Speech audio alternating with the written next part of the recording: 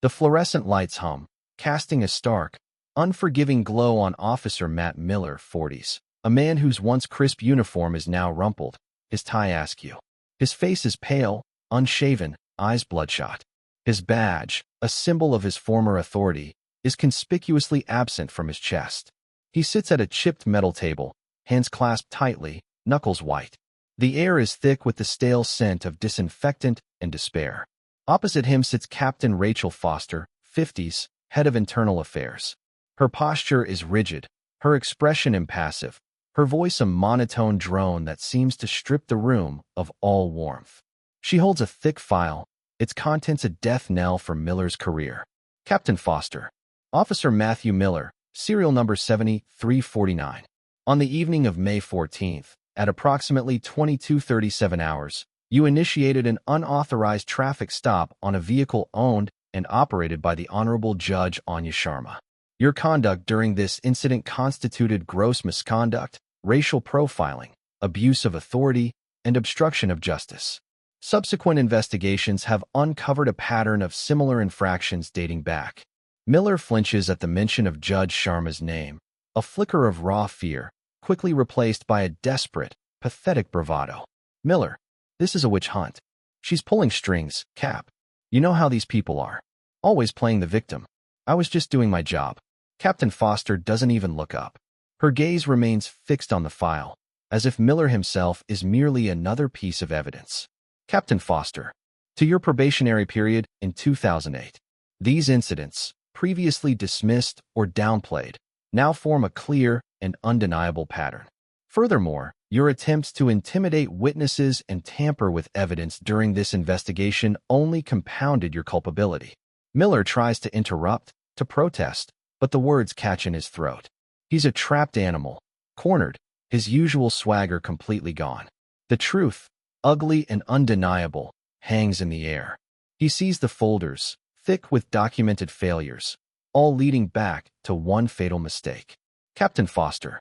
Closing the file with a soft thud, the board has reached a unanimous decision, Officer Miller. Effective immediately, your employment with the Metropolitan Police Department is terminated. All benefits are forfeited. A recommendation for criminal charges for obstruction of justice and falsifying reports has been forwarded to the District Attorney's Office. Miller's face crumples, his eyes wide with a terror that finally registers the enormity of his downfall. He opens his mouth, but no sound comes out. His career, his identity, his perceived power, all gone, vanished in a single, irreversible moment. 3 months earlier, sunlight, filtered through tall, arched windows, illuminates dust motes dancing in the air of a grand, hushed courtroom. The air is thick with tension, palpable even from the gallery. Every eye is fixed on the imposing figure seated at the bench. Judge Anya Sharma, 40s, black, presides. She is a woman of immense gravitas and quiet power. Her judicial robes, perfectly pressed, seem to add to her statuesque presence. Her face, devoid of overt emotion, reveals an acute intellect and an unwavering focus. Her hair is styled in an elegant, no-nonsense bob, and subtle, tasteful jewelry hints at refinement without ostentation. She is currently overseeing a complex corporate fraud case, a labyrinth of financial documents and legal jargon that has consumed the city's attention for weeks. Anya listens patiently as a verbose defense attorney, 50s, rambles through his closing arguments, attempting to sow doubt with theatrics rather than substance. Her gaze is steady, discerning, missing nothing. She occasionally makes a note on a legal pad, her pen gliding across the paper with deliberate precision. She doesn't interrupt, she doesn't react, she simply absorbs. When the attorney finally concludes, wiping a bead of sweat from his brow, Anya's voice cuts through the silence, calm and authoritative. Judge Sharma. Thank you, Mr. Peterson. The court has heard your arguments. The jury will now be excused for deliberation. I remind them of the instructions provided. You are to consider only the evidence presented and the law as I have explained it. Her words are measured, her delivery impeccable. The jury members, diverse and weary, nod solemnly as they file out. The courtroom slowly empties, the tension dissipating into a low murmur. Later, in her impeccably organized chambers, Anya reviews case files. The room is minimalist, functional, yet with subtle touches of personal elegance. A single, abstract art piece, a well-tended orchid. She works with an almost surgical efficiency, her mind already several steps ahead. She is not just a judge, she is a meticulous strategist, a guardian of the law who understands its nuances and its power. Her commitment to justice is absolute, tempered by a pragmatism born of years spent navigating a flawed system. She checks her watch. A charity gala tonight, one she's obligated to attend. She sighs almost imperceptibly, a rare hint of weariness. She closes a file, stacks it neatly, and rises.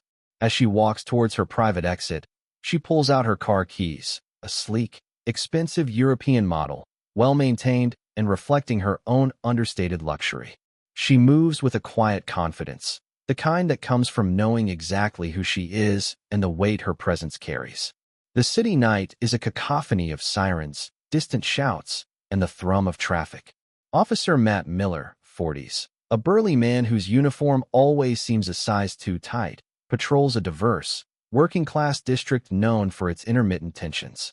His patrol car, Unit 7349, idles at a corner, its spotlight cutting through the darkness, momentarily freezing a group of young men on a stoop.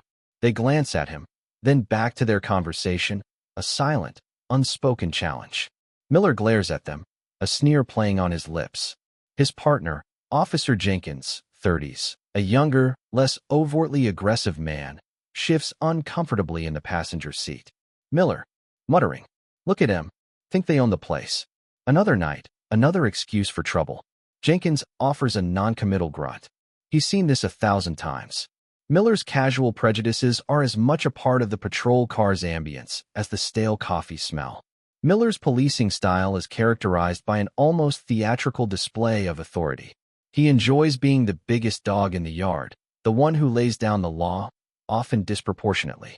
Earlier, he had stopped a young Hispanic man for a broken taillight, turning a simple traffic violation into a drawn-out interrogation, laced with thinly veiled accusations about gang affiliation, despite no evidence. In the precinct, Miller is known, not for his exemplary record, but for his get-it-done attitude, which some supervisors discreetly appreciate, turning a blind eye to the heavy-handed tactics. He often complains about the bleeding hearts and political correctness hindering real police work. He genuinely believes he's superior, not just in rank, but inherently, to many of the people he polices.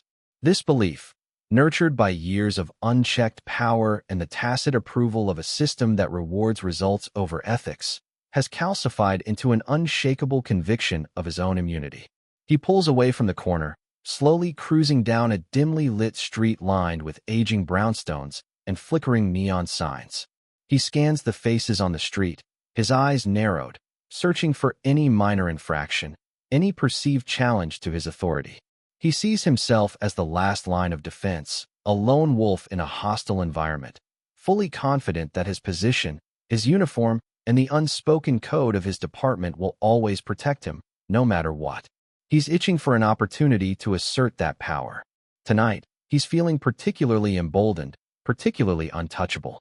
The city hums with the distant echo of its own life. Judge Anya Sharma drives her sleek black sedan, a high-end European model, through the quiet, tree-lined streets of her affluent neighborhood. The day's weariness still clings to her, but a sense of peace settles as she approaches home. She's just left the fundraising gala, the polite conversations and forced smiles now a distant memory. The hum of her engine is a comforting lull. Behind her, Officer Matt Miller's patrol car rounds the corner. His eyes, keen and suspicious, immediately fix on Anya's vehicle. It's too nice for this hour, he thinks, too polished for this part of town, or rather, too polished for that driver, as his prejudiced mind instantly registers. A black woman, alone in a luxury car, late at night. The gears in his head begin to grind, connecting dots that don't exist. Stolen, he thinks, a word that springs to mind with unbidden certainty. Or at least, something's not right. He flicks on his overhead lights. The sudden flash of blue and red fills Anya's rearview mirror. She sighs, a quiet internal protest. She signals, pulls over cleanly to the curb, and puts the car in park, hands resting calmly on the steering wheel. She rolls down her window a few inches, waiting. Miller's patrol car screeches to a halt directly behind her. He exits quickly, his stride aggressive, hand resting on the butt of his sidearm. Officer Jenkins follows, a few steps behind, already feeling the familiar unease. Miller approaches Anya's window, his face illuminated by the harsh glow of his flashlight. He shines it directly into her eyes, a deliberate act of intimidation. Miller, license and registration, please. And where are you headed this late? Anya blinks, her expression unchanged despite the glare. Her voice is calm, perfectly level. Judge Sharma. Good evening, officer. I'm heading home. My documents are in my wallet. She reaches slowly, deliberately, towards her purse on the passenger seat. Miller, keep your hands where I can see them, ma'am. Move slowly. Is this your vehicle? The accusation hangs in the air, thick with unspoken prejudice. His tone is not of polite inquiry, but of aggressive challenge. Judge Sharma. Yes, officer, it is. Miller, a vehicle like this? You wouldn't believe how many cars like this are boosted in this part of town, or bought with questionable funds. Anya's eyes harden almost imperceptibly. The microaggressions, the condescension, the clear implication. She recognizes the pattern immediately. This isn't about a traffic stop. This is about control, about assumptions, about a uniform being used to exert power where none is warranted. Judge Sharma. I assure you, officer, there is nothing questionable about this vehicle or its ownership. Miller, let's see those papers then. And make it snappy. This isn't a social call. You wouldn't want to give me a reason to think otherwise. His gaze sweeps over her, lingering on her elegant attire, a sneer barely contained. He's already made his judgment. Anya calmly retrieves her wallet. Her mind, however, is no longer calm. It is calculating. Chapter 1.4. Activating the mechanism, action. Anya extracts her driver's license and vehicle registration. Her movements are deliberate, precise. She hands them to Miller, maintaining eye contact. He snatches them from her hand, holding them up to his flashlight, scrutinizing every detail as if expecting to find a forgery. He glances between her face and the license photo, a dismissive grunt escaping his lips. Miller, Anya Sharma, says you live around here, and your address matches. Still a nice car for her. He trails off, his meaning clear without needing to complete the sentence. He looks at Jenkins, a smirk on his face, as if sharing an inside joke about her. Jenkins looks away, uncomfortable. Anya allows a beat of silence to pass, letting his arrogance hang in the air. Her face remains a mask of serene composure, but behind it, a cold, strategic fury is taking shape. This man, so confident in his position, so blinded by his own prejudice, has just made a monumental mistake.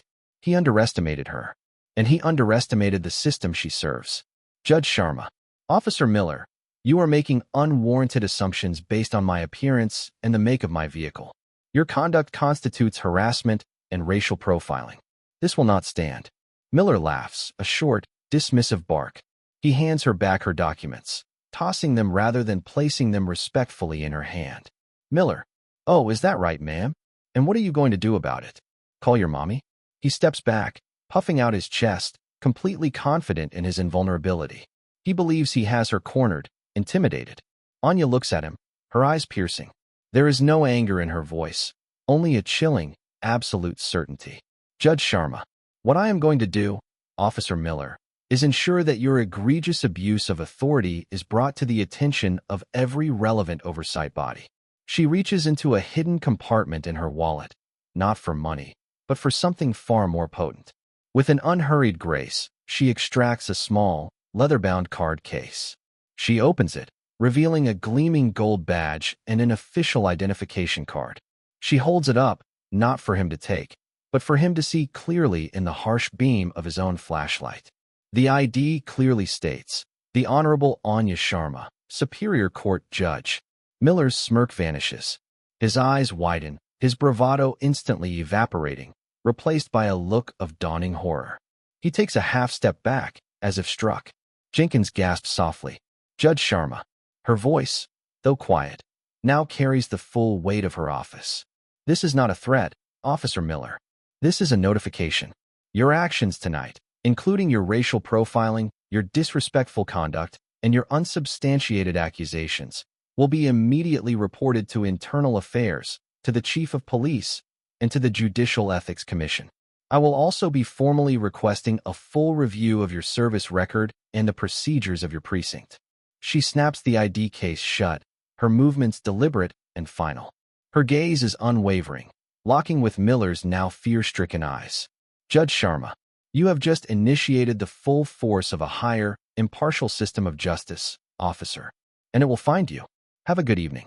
She slowly, deliberately, rolls up her window, leaving Miller standing on the street, bathed in the red and blue glow of his own police lights, the blood draining from his face as he finally comprehends the magnitude of his fatal error. He thought he was playing a petty power game. She just activated a war. He stands there, frozen, watching her tail lights disappear around the bend, leaving him alone with the chilling realization that his world, as he knew it, has just begun to unravel.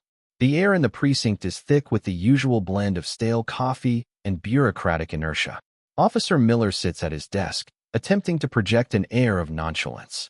He's been relegated to desk duty, filling out endless incident reports, a punishment he dismisses as a minor inconvenience.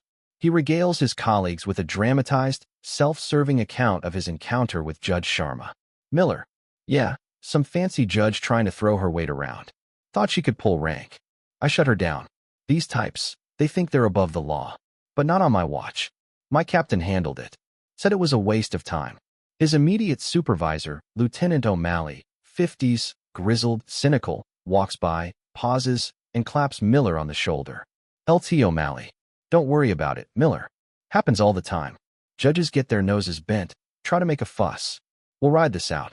Nothing a bit of paperwork can't bury. Miller grins, a knowing, confident smirk. He feels vindicated. The local system is holding strong, just as he expected. His colleagues, some nodding in agreement, others casting uneasy glances, accept the narrative. The initial report filed by Judge Sharma was indeed met with an attempt to downplay and dismiss it by the precinct's internal channels.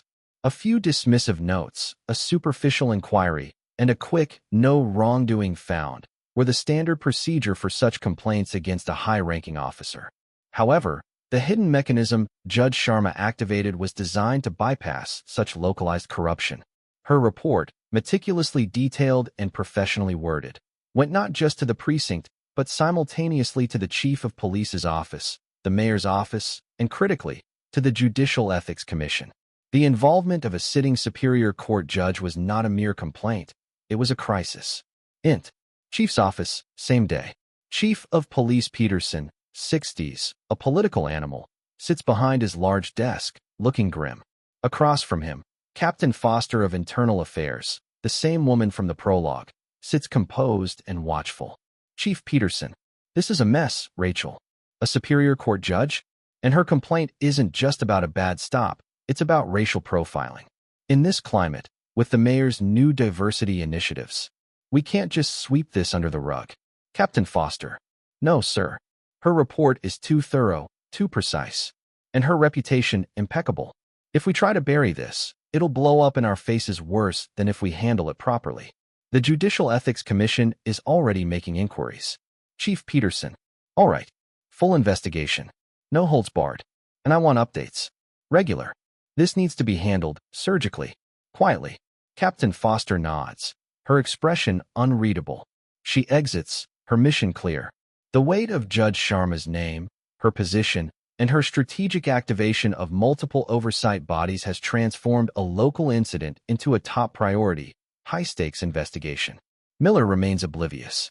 He sees the Internal Affairs cruiser parked outside the precinct, but he shrugs it off as routine. He's been through IA before, a few minor complaints, always smoothed over. This is just another tempest in a teacup. His arrogance remains unblemished. He believes his people will protect him. He believes in the system that has always allowed him to act with impunity. Chapter 2.2. Unearthing the Rot, Escalation. Int. Internal Affairs Office, 2 weeks later. Captain Foster's office has transformed into a war room. Walls are covered with flowcharts, timelines, and photographs. Anya Sharma's initial report is blown up and pinned in the center. But around it, a much larger, darker picture is forming. The IA investigation, initially focused on the traffic stop, has begun to dig deeper into Miller's past. Judge Sharma's detailed account, far from being dismissed, served as a precise launchpad for the inquiry. Her legal mind anticipated how local reports could be whitewashed, so her formal complaint provided direct, actionable details for a higher authority. One particular entry in Miller's personnel file, previously noted as a minor altercation, now warranted a closer look. A civilian complaint from 2 years prior. A young black man accused Miller of excessive force and racial slurs during a routine stop. The complaint was quickly dismissed due to lack of corroborating evidence. Captain Foster, to her team of IA investigators. Find him. Find every single person who filed a complaint against Officer Miller, no matter how small, no matter how old. We want to re-interview them, with an open mind this time. And get me all body cam footage from Miller's last 5 years, no matter what they say in the logs. Every single frame. The investigators fan out. The pressure from the chief's office is immense, but Captain Foster is driven by a cold sense of justice. She understands that Judge Sharma isn't just seeking retribution. She's seeking accountability, a systemic cleanup. Meanwhile, at the precinct, Miller's world slowly begins to fray. Small things at first. His overtime requests are denied. His leave is postponed. His colleagues, who once laughed at his jokes, now avoid eye contact. Jenkins, who witnessed the stop, becomes noticeably withdrawn, burdened by a quiet guilt. Miller's attempts to brush off the IA inquiries as standard procedure grow less convincing, even to himself.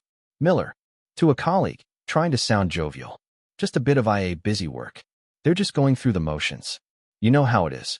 The colleague mumbles a vague agreement and quickly walks away. Miller's paranoia begins to set in. He starts to scrutinize every interaction, every whispered conversation. The discovery phase of the investigation begins to yield disturbing results. An old body cam footage surfaces from an incident years ago where Miller's language and conduct with a Hispanic family during a noise complaint were clearly unprofessional and racially charged. It had been buried, logged as minor verbal dispute. Now, with a critical eye, it's damning evidence.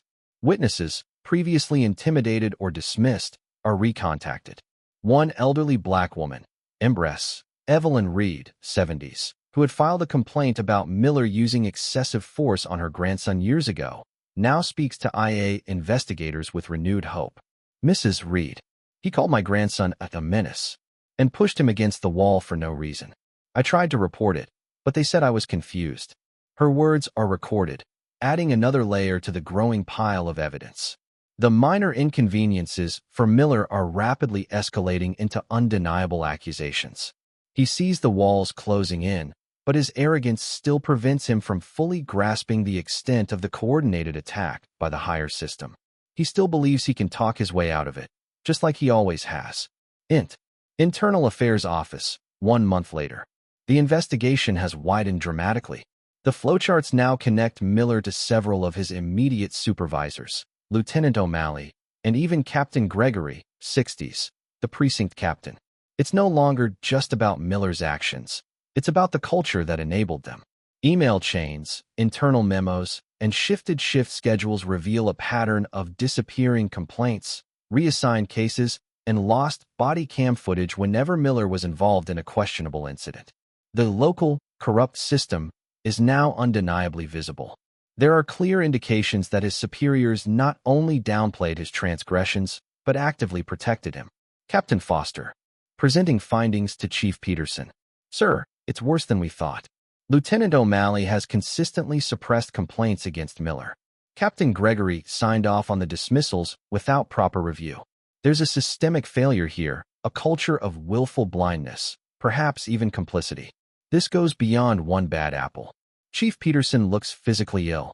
The political fallout could be catastrophic.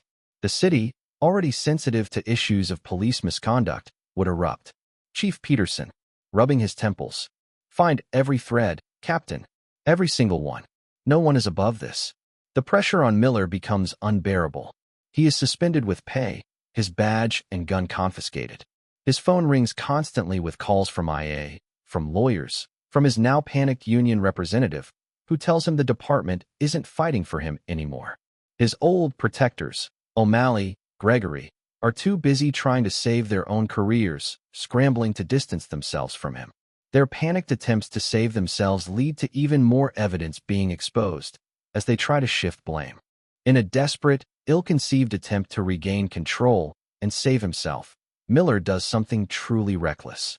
He tries to intimidate Judge Sharma. He leaves a subtly threatening anonymous voicemail on her chamber's answering machine, hinting at digging up dirt on her. He tries to send a low-level contact to casually mention her charity affiliations might attract unwanted attention. Miller believes he's being clever, throwing her off balance. But Anya Sharma is a judge. She recognizes thinly veiled threats and attempts at obstruction. She quietly, calmly, forwards the voicemail to Captain Foster, along with a detailed account of the other subtle intimidations. This, for Miller, is the final, fatal error. Obstruction of justice, intimidation of a judicial officer. These are not departmental infractions. These are criminal charges.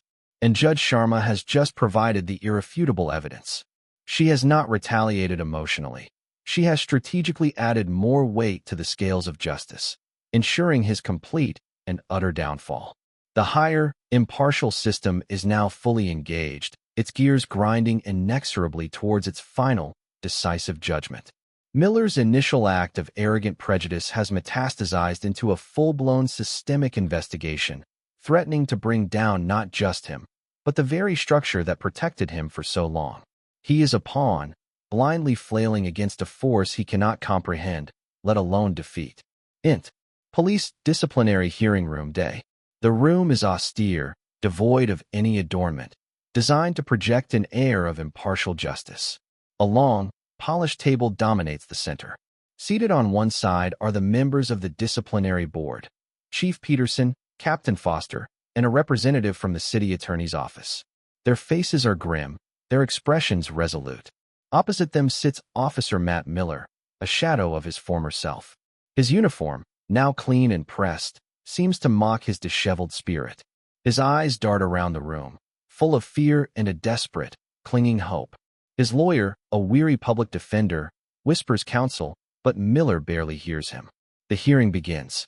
Captain Foster, precise and methodical, presents the internal affairs findings. She details the initial incident with Judge Sharma, using her comprehensive report as the cornerstone.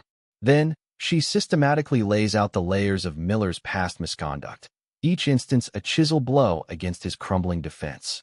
Captain Foster. On May 14th, Officer Miller, without probable cause and acting on clear racial bias, initiated an unwarranted traffic stop on Judge Anya Sharma. His subsequent conduct, including verbal abuse and false accusations of vehicle theft, was a direct violation of Departmental Policy 4.12 regarding professional conduct and non-discrimination. She presents the dashcam footage from Miller's car. The grainy video shows Anya calmly handing over her documents, Miller's aggressive posture, and his dismissive gestures. The audio, though slightly muffled, captures the contempt in Miller's voice. When Anya reveals her identification as a judge, the camera captures Miller's immediate, almost comical, collapse of bravado. Then, Captain Foster transitions to the deeper findings. Captain Foster. Beyond this singular event, our investigation has uncovered a deeply disturbing pattern. We have re-interviewed numerous individuals whose complaints against Officer Miller were previously dismissed. Mrs. Evelyn Reed, for example, whose testimony we now have under oath. A recording of MRS. Reed's voice fills the room, clear and firm, detailing how Miller had allegedly assaulted her grandson and used racial slurs. Miller visibly flinches. He tries to protest, but a stern look from Chief Peterson silences him. The climax of the hearing arrives with the testimony of Judge Anya Sharma herself. She enters the room, radiating quiet strength and dignity. Her presence instantly changes the atmosphere, lending it an undeniable gravity. She sits at the table, facing the board, but her gaze occasionally drifts to Miller, not with malice, but with a cool, dispassionate assessment, as if he were another complex legal problem to solve. Judge Sharma. Her voice is calm, clear, and unwavering. My purpose here is not to seek personal retribution. It is to ensure that the system designed to protect all citizens operates with integrity. Officer Miller's actions that night were not an isolated error. They were the culmination of systemic, unchecked prejudice and abuse of authority. She recounts the incident with clinical precision, her words devoid of emotion, yet carrying immense weight. She doesn't raise her voice. She doesn't use inflammatory language. Instead, she cites departmental regulations, legal precedents, and the fundamental principles of justice. This is not a personal vendetta. It is a legal argument, executed with the precision of a master strategist. Then, she presents the final, devastating piece of evidence. Judge Sharma. And when his misconduct began to be investigated, Officer Miller attempted to obstruct justice and intimidate a judicial officer. I have here a recording of an anonymous voicemail, which has been forensically linked to a burner phone used by Officer Miller, clearly threatening to damage my reputation. She plays the recording. Miller's voice, distorted but recognizable, mutters veiled threats. The sound fills the room, hanging heavy in the air. The board members exchange grim glances. Miller's face drains of all color. He tries to stammer a denial, but his voice cracks. His lawyer shakes his head, knowing the battle is lost. Miller collapses inwardly. His arrogance, his belief in his invulnerability, shatters. The higher, impartial system that Judge Sharma activated has methodically dismantled him, piece by piece, using his own flaws and the rotten foundation of his protectors against him. The full, unforgiving scene from the prologue unfolds. Only now, the context of his utter downfall is horrifyingly clear. Int. Police Disciplinary Hearing Room, continuous. The board goes into a brief recess. The air is thick with the weight of the evidence. When they return, Chief Peterson, his face etched with fatigue and disappointment, delivers the verdict. Chief Peterson. Officer Miller, the evidence presented is overwhelming and irrefutable. Your conduct on May 14th, your long history of professional misconduct, and your attempts to obstruct an official investigation leave this board no alternative. He pauses, allowing the words to sink in. Miller stares straight ahead, a hollow look in his eyes. Chief Peterson. You are hereby terminated from the Metropolitan Police Department, effective immediately. Furthermore, given the severity of your actions, particularly the intimidation of a judicial officer and the evidence of falsifying reports, the District Attorney's Office has been formally requested to pursue criminal charges against you. The pronouncement is swift, decisive, and irreversible. Miller's lawyer immediately begins to discuss appeals, but the fight is clearly out of Miller. He is a broken man, stripped of everything he thought defined him. But the verdict doesn't end with Miller. Captain Foster then turns her attention to Lieutenant O'Malley and Captain Gregory, who are also present, looking pale and nervous. Captain Foster. Lieutenant O'Malley, your consistent pattern of downplaying and dismissing legitimate complaints against Officer Miller, and Captain Gregory, your lack of oversight and complicity in fostering a culture of impunity within your precinct, cannot be ignored. Both of you are hereby demoted, pending further review, and will be subject to a comprehensive departmental ethics retraining program. Further disciplinary actions, including potential termination, are under consideration. The local system that shielded Miller for so long is now crumbling. The consequences extend far beyond one corrupt officer, shaking the very foundations of the precinct. The higher system, once unseen, has asserted its power, demanding accountability from top to bottom. Justice, slow and methodical, has finally arrived. Int. Judge Sharma's chambers, 2 months later. Sunlight streams into Anya Sharma's chambers, painting the room in a soft, optimistic glow. She sits at her desk, reviewing documents. Her composure is elegant and serene as ever. But there's a quiet satisfaction in her eyes, a sense of purposeful accomplishment. The fallout from the Miller case has been extensive. Matt Miller is facing trial for multiple criminal charges. Lieutenant O'Malley and Captain Gregory were eventually fired after further investigation revealed even deeper layers of corruption. The entire precinct underwent a massive overhaul, with several officers being disciplined and new leadership installed. But Anya's impact goes further than just punitive measures. She didn't just seek justice. She sought change. She partnered with Chief Peterson, who, chastened by the scandal, became an unexpected ally. Together, they championed a series of sweeping reforms. Mandatory body cameras, All officers are now required to wear actively recording body cameras, with strict protocols for footage review and storage. Independent oversight. A new, independent civilian review board has been established with real power to investigate complaints and recommend disciplinary action. Bias training. Comprehensive, mandatory anti-bias and de-escalation training programs have been implemented across the entire police force. Whistleblower protection. Stronger protections for officers who report misconduct have been put in place, encouraging a culture of internal accountability. Anya finishes signing a document, placing it in a folder marked Police Reform Initiative. She doesn't smile broadly, but a subtle, almost imperceptible warmth touches her lips. She wasn't looking for glory or vengeance. She was looking for systemic justice, for a better, more equitable system for everyone. She stands and walks to the window, looking out at the cityscape. The world hasn't become perfect overnight, but because one dignified woman, faced with blatant injustice, refused to be a victim and strategically activated the very highest principles of law, a significant shift has begun. The story isn't just about the fall of a corrupt officer.